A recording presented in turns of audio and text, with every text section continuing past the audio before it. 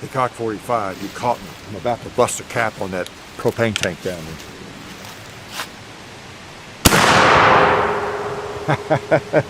Uh-oh, didn't fall. I'm gonna shoot him again. I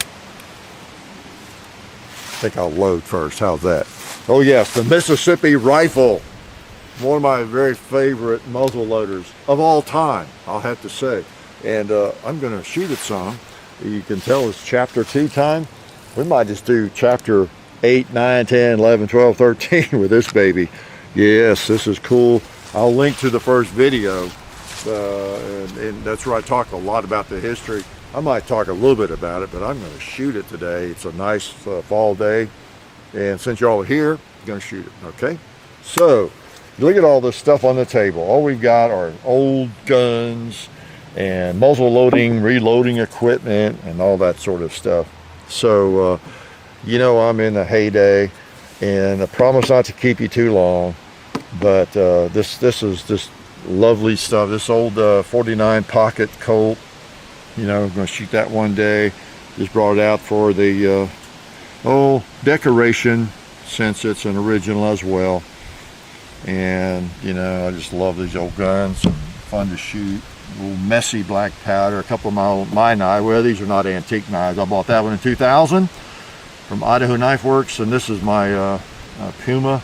What's that called? The Hunter's Pal. I bought that in about 73 or 74, I guess it was, in Franklin, Tennessee. I always have stuff on the table I don't talk about, forget about, but got an actual old-time nipple wrench from Civil War era, and my dad's powder measure, and yes, whatever. Okay, so the stuff you've got to have. That's a round ball. So let's load this thing up here. And first thing you want to do is put powder in. Don't let me get to talking to you and forget that, okay? So, John and I have been shooting this thing and just having fun with it for a while. And so we invited you in for this segment of the shooting adventure, okay? We might shoot some more after you're gone. So, and I'm going to put some powder down in there, 70 grains of 2F GoX powder. That's what that is. I got that little nifty little spout at Friendship, Indiana, at the National Muzzleloading Shoot a few weeks ago.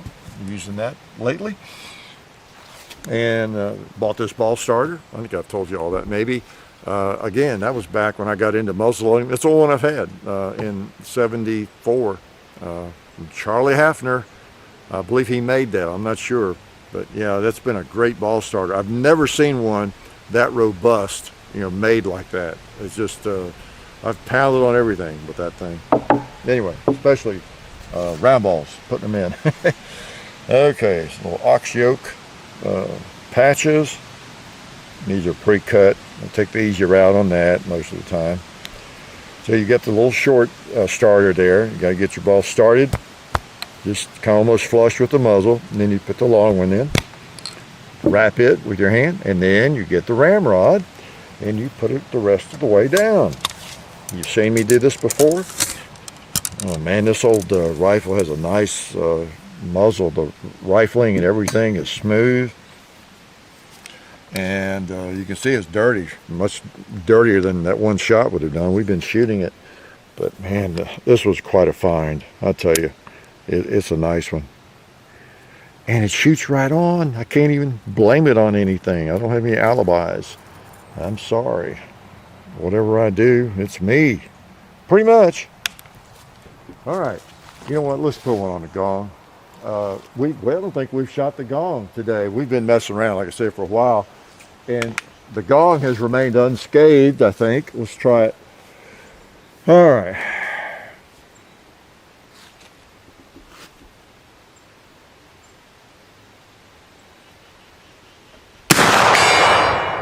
I heard that. This firearm is a lot like an AR-15 in a lot of ways, but in most ways it's not, right? Yeah, it's pretty cool. Pretty cool rifle. It is rifled. 1850 is when it was made, and if you look at the first video, and you'll learn a lot about the Mississippi rifle. Actually, I think it came out, it was called the Percussion Rifle of 1841 was its designation, something like that. And pretty cool. Before I load it again, though, let me also remind you of some other precious metal that is available at atmex.com. And check the other links in our description, any description. You've got the Hickok 45's favorite page, and you'll see all the goodies available there online. Very, very reputable company. And yeah, I mean, you can never go wrong ordering from them. Look at the comments you see in videos lately. People that already use that service from atmex.com. They're very familiar with them already. Appreciate their help. Yeah, 1841 was kind of the early days when this rifle was invented, and it was rifled, and that was a new thing to have a rifled military rifle, musket rifle, you know, for the military, because up until then it was pretty much smoothbore, unless it was something, you know, I mean, there were rifles out there, but not as a mainline adopted military rifle, okay, or musket, right? They were smoothbore pretty much. And I go into in the first video how this had kind of a rocky start with some of the contracts, and the government backed out and all that sort of thing. But it was such a good design and a popular design, they went ahead and made a lot of these, and then it was used by the military. But it was a very popular rifle in the Western movement, and just you know, on the frontier. And I can see why. You know, you get 54 caliber, nice big bore, and just a good shooting rifle. If they were all as good as shooters as this one, boy, I'd have wanted one. I know that. And you know, I don't know, if you don't do muzzle loading and that kind of thing, maybe it's hard to convey that. But this one is just the sights. It's a good thing. I think I probably said that in the first video. Yeah, you have nothing but that. It's a rare sight. I think in later years they might have improved it. I think when they rebored some of these, as I mentioned earlier in the earlier video, to 58 caliber, and because that was what the military went to for the 1855 rifle, you know, and the 61 Springfield and all that. It was 58 caliber after, I guess, 55. And so they actually rebored these things because they got a nice big thick barrel. And so it's not uncommon to find one of these that's in 58, and in the replicas a lot of them are. But just wonderful rifles. I forget. Oh yeah, I forgot the point I was making. I think when they rebored some of them for the military, they did improve the rear sight and make it either maybe a 2-leaf sight or a higher sight or that sort of thing. So pretty nice rifle, and I'm going to load it up again, whether you want me to or not. I could shoot this thing all day. I really could. Maybe I will. Have we ever posted a 4-hour video? I guess we haven't. How about today? First time. It's always the first, right? Well, I think it'd be dark by the time we did it that long. And I mean, these are so sweet. Yeah, again, you don't have to have an original in order to enjoy muzzle loading at all. Most of my life I shot reproductions, and they're just so much fun. Ugh. All right, put that ball down in there.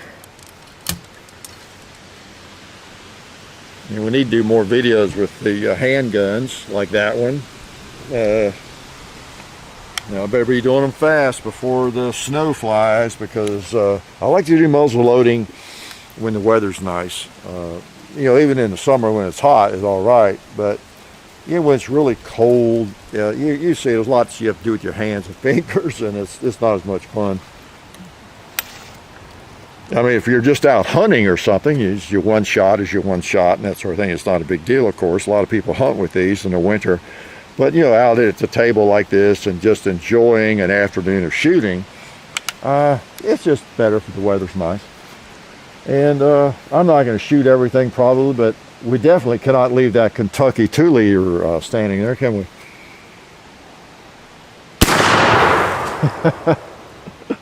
That's pretty appropriate. Hit that Kentucky 2-liter with a muzzle loader, right? I guess it'd be even more appropriate with a Kentucky long rifle. Yeah. Got a little notch in the table here, for that under the animal skin, and that works out pretty well. So I'm glad you came by for this, and I hope there's some folks watching that maybe are not familiar with muzzle loader. I know what let's do. Let's load one of these mini balls. So you're kind of learning about them, and also we can get you addicted to these things, because it's a fun part of the shooting sports. Yeah, don't worry about the mess. If you're worried about that, come on, you got better things to worry about. I got these mini balls. Where did I order that? Track of the Wolf or somewhere. I saw they had them for a 54 caliber mini ball, and I think I mentioned in an earlier video they probably never used these back in the day, but somebody commented and said they did, if they knew what they were talking about. But and I can see, these were used, gosh, for a long time, even in the Civil War, especially the early years and everything. So if somebody was making mini balls, it would fit. That would be what you'd maybe want to use, as long as they were accurate. Because mini balls, you saw how easily that went down. They're just easier to load. They really are. All right, let's see if we can hit the gong with it.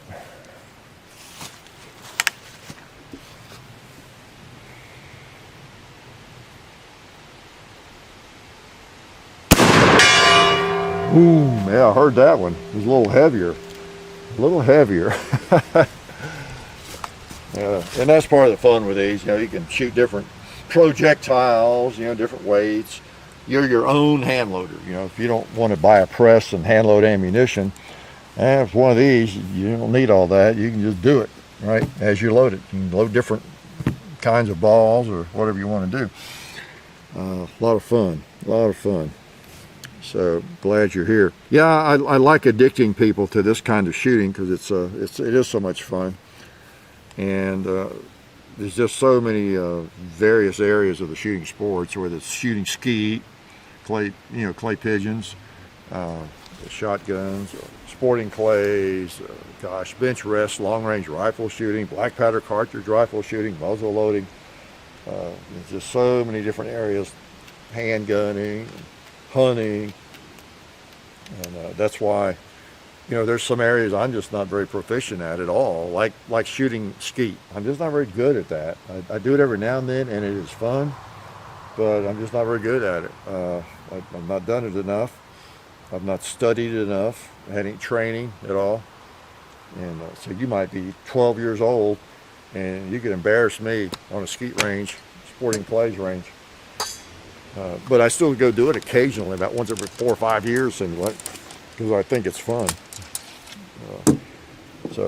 And that's another point. You don't want to always base whether you do something on whether or not you can do it at an expert level, right?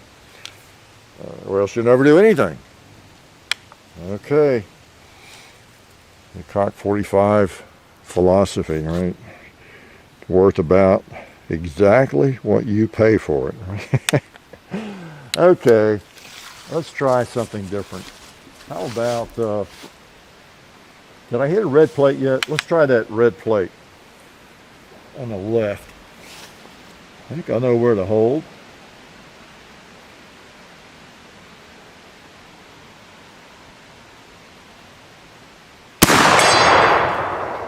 All right, got him. I thought I was maybe off. I pulled a little left, I think.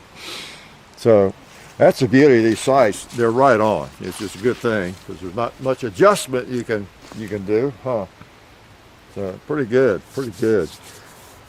So I'm enjoying this. We're talking here to you whenever you see this, is probably whenever you watch it, on your computer or TV. But we're looking right today. We're in the middle of October, later in October actually, and I'm still dealing with my teeth, by the way. And if I sound funny, or I sound stupid, do I sound stupid? I always sound stupid. And I lost 40 pounds. That's why I look sick to some people, just a reminder. But I'm not sick that I know of. Let's put some powder in. And again, this is my favorite time. October is the black powder month. It ought to be, you know how you ever watch the news? I was like, well, this week or today is, I don't know, eat your eggs day, or, you know, or something, or the day we celebrate cereal or oatmeal. You know, most of those days are, I guess, market driven by some company or industry, but we need to make designate October as the muzzle loading month, because it's just the best time to do it. It really is. And I got to talking, didn't I? And that's the thing I talked to you about. Yeah, I never did put a ball in there, and I'm pretty sure. So what I'm going to do whenever that happens, good thing to do is put a cap on and verify that. Okay, I could put another ball down there and it'd be fine probably, but it'd be kind of heavy. And I got my rods marked pretty well. This is a blank right here. I'm gonna prove it. See, did knock that bowling pin off. Plus, guess how much recoil there was? None. And you know, I have not run a patch, have I, since I started? This gun is great, because with some muzzle loaders, you got to run a patch, maybe even with a little bit of lube on it or oil, and clean the bore out between like every shot or every couple of shots. And I find that I don't really have to do that much with this one. So now, even though I'm talking to you, I guess stay focused and follow all the steps properly. Again, about 70 grains of powder. And then a ball, or let's shoot another one of these. You want to? Mini balls. I could become addicted here and buy some more of those, because I really like shooting mini balls. But that's one reason I enjoy my Civil War rifles so much. Yeah, felt a little tight almost that time. It is getting a little dirty. Look at that, boy, right down in there. It's pretty cool. So we won't keep you too long, but we just, you know how I say this, I know a lot, but people get really mad if they hear I've been shooting something and I didn't invite you along. People get mad at me for the pictures I post sometimes on Instagram when I'm out hiking around with a particular firearm. I'll just post a picture and they want to know, where's the video? Where's the video? How come we're not watching you shoot that? You know? All right. Oh, I did hit the red plate, didn't I? So, okay. Let's put one on that wall down there, especially since we have what's left of it, since we have a mini ball in. You may not be able to see through the smoke, but you might. Yeah, a little cinder smoke down there. Oh boy. Yeah. What else could I tell you? Again, 1841. This one was made in 1850. This very rifle. And I decided to shoot it, even though it's really in nice shape, almost museum, I guess, quality. And excuse me. I promised. Smoke's getting me choked up. I promised to take care of it. We'll shoot it again. And you know, just take the best care of it I can. I use lots of oil, you know, in it, and I keep it clean. They clean up like new, and just have to take care of them. And you know, I mean, they're going to get a little tarnished, but you know, and of course you've seen them. That will be beautiful when I finish with it, and when I spray it down and wipe it off and let it soak, and that's the beauty of these old things anyway. I'll shoot one more time while you're all here. Then I probably shouldn't tell you, but John and I'll probably take a few extra shots, is the fact that it is a black powder. It's a muzzle loader. It's easier on the firearm. There's a different kind of pressure. And if you have an old, now you get anything checked out when it's old by a gunsmith, but generally speaking, these old muzzle loaders, you know, this is a good example, 1850. And I have some others, you know, back to the Civil War that I shoot. It's generally fine, you know, because it's not fine to shoot modern powder in them, but it's fine to shoot black powder. I'll shoot a ball for the last round. How's that? Because they were designed for a round ball. I think the twist rate and all that. And the mini balls came along a little bit later. Minet ball. Now I'm pretty sure, yeah, they weren't around 1850, I don't think. But yeah, I talk about all the history. Wow, he's getting tight now. In that first video, I'll link to in the description. Please check the description, folks. And talk about who made it. This was made by E. Whitney Company in the Northeast, Connecticut, I think. And the nephew of Eli Whitney, the one you know about, you read about in school, inventor of the cotton gin. It was his, I think, his nephew. And there were other companies that were contracted out to make these. And just very popular rifles. It's easy to see why. I mentioned in that first video how I think these are one of the most gorgeous rifles with that brass. And it'd be okay to shine up or clean up the brass on it. I'm not going to refinish the gun, but just take care of it. It's still got the original Browning on the barrel. And it's a beautiful old gun. 1850, New Haven, Connecticut. E. Whitney, U.S. So you can see it's been scratched up a little bit. That's not me that did that. But by and large, it's in pretty good shape. You remember in the first video, we found a flash drive in there. I don't know how many gigs it was, but you know, that was kind of a surprise. I didn't know they had those back in the 1800s, but I guess they did. U.S. Uh-oh. It's one of those evil military assault rifles. Let's put a cap on it. Let's bust a cap. One more, okay? All right, what do we shoot? Don't you think maybe I haven't shot the paper, but I tell you what, let's do. Let's pretend we're going to shoot the paper. Okay, you see that paper target? All right. I think I'll not waste the last round on paper, though. I'm going to shoot that hog because he's hanging there. He's not been shot. He thinks he's going to get away. So let's take him out right now. And look at him rock and roll. All right, so I preach the same sermon, don't I? Pretty often. And I'm going to preach a little bit right now as we go away. If you haven't tried a muzzle loader, please do. You're only hurting yourself. You're denying yourself some pleasure, and there's no reason for denying yourself of that pleasure. All right? So get you a muzzle loader. Learn to load it.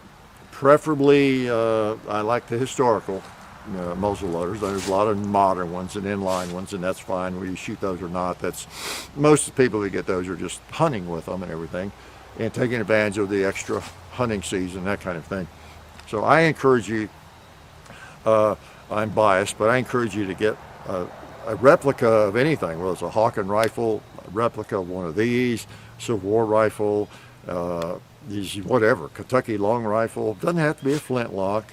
You got to be kind of a purist to get into the flint. They're fun too, but you know, with a cap lock, they just tend to work pretty well, so they're not a big problem. You just study up a little bit, and I guarantee you would enjoy it if you like firearms.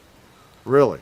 It may not be your primary cup of tea, but you would enjoy it. So anyway, glad you came by today on this beautiful fall day to enjoy this Mississippi rifle with me. I talk about why it's called a Mississippi rifle. Again, be sure you see the first video. I'll know if you don't. Life is good. Oh yeah, that's better. This is a great gun for defense. Oh hey, didn't see you guys there. While I've got you here, I want to remind you of our friends over at Talon Grips and Ballistol. Talon Grips makes grips, can you believe it, for all different types of firearms. You can get rough texture or more of a rubberized texture.